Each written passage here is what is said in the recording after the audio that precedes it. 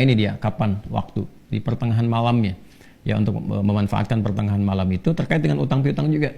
Nah, lalu dia berkata, apa yang harus kami lakukan ya Rasulullah? Yang perbanyak gitu kan, ibadah kepada Allah. Lalu diajarkanlah salawat. Aku akan mengambil, kata orang itu, sepertiganya. Kata Nabi, itu baik. Kemudian, kalau bisa tambah, aku akan mengambil 2/3-nya. Kata Nabi, kalau itu baik.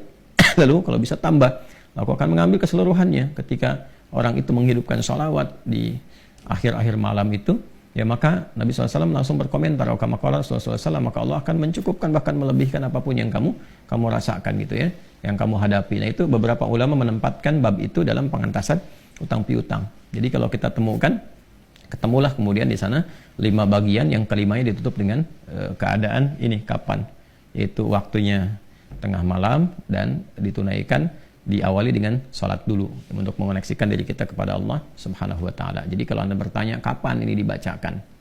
Ya, saya ulangi, kapan ini dibacakan? Yang paling pokoknya adalah di pertengahan malam, di sepertiga malam. Jadi bangun malam hari supaya ada getaran kejiwanya lebih cepat mengamalkan Quran. Surah Al-Muzammil itu surah 73 ya, di ayat yang ke-6. Inna nasyi'atal laili hiya asyaddu wat'aw wa aqwamu qila. Bangun malam itu bacaannya menyentuh kepada jiwa, lebih mudah mendapatkan kekhusyuan. Jadi sepertiga malam bangun, istighfar gitu kan. Ya, setelah sholat kita supaya bangun konektivitas dulu. Sholat itu kan kalau sudah bagus khusyuk, konektivitasnya tinggi. Setelah itu baru diistighfari.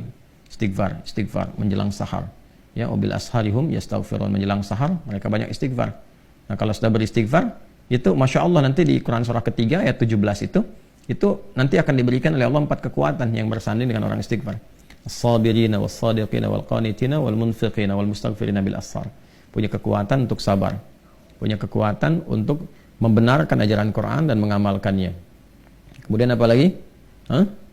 Qanitin, khusyuk ibadah. Orang yang biasa bangun malam, istighfar di ujung malam tuh lebih khusyuk ibadahnya. Nanti wal munfiqin, bisa jadi rajin infak, setara itu. 4 itu bisa setara. Jadi orang yang istighfar, pemahaman pertamanya bisa setara amalnya dengan orang yang rajin infak, yang khusyuk ibadah, orang yang membenarkan isi kitab dan mengamalkan, serta orang sabar. Pemahaman berikutnya adalah mendapatkan 4 keutamaan ini.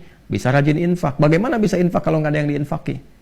Ya, makanya itu satu-satunya juga yang menguatkan kembali bahwa ketika bisa istighfar dipraktekkan di ujung malam, wabil asharihum yastaghfirun. Kapan istighfarnya? Setelah tahajud. Dari mana taunya? Quran surah 51 dari ayat ke-15 sampai ke-18. Innal muttaqina fi jannati wa 'uyun akhidina ma atahum rabbuhum innahum kanu qabla dzalika muhsinin. Ayat 17-nya, kanu qalila minal laili ma yahja'un. Kan mereka itu orang-orang yang sedikit tidurnya, maksudnya menghidupkan malam, rajin tahajud. Setelah itu apa? Wabil asharihum yastaghfirun. Menjelang waktu sahar, sepertiga malam ke waktu sahar, ya dekat-dekat ke fajar dia banyak istighfar. Nah, saat istighfar itulah dia dapatkan sampai hatinya khusyuk, baru bacakan ini. Ya Allahumma malikal mulki tu'til mulka man tasha' wa tanzi'ul mulka mimman tasha' wa tu'izzu man tasha' wa tudhillu man tasha' bi yadikal khair innaka 'ala kulli syai'in qadir. Ar-Rahmanud dunya wal akhirah. Itu tulisan ke sana. Wa rahimahuma tu'tihuma man tasha' wa tamna'u minhum man tasha'. Kemudian teruskan langsung ke bawah. Aghnini bi rahmatika an rahmati man siwak. Minta kepada Allah. Ya, setelah itu boleh sertakan kemudian bahasa-bahasa kita minta. Terus baca Al-Fatihah, tutup dengan salawat kepada Rasulullah sallallahu alaihi wasallam. Ya, itu dibiasakan. Nah, sampai mendapatkan kekuatan, tapi bukan berarti tidak berikhtiar. Setelah itu ikhtiar tetap. Ya, tetap berikhtiar.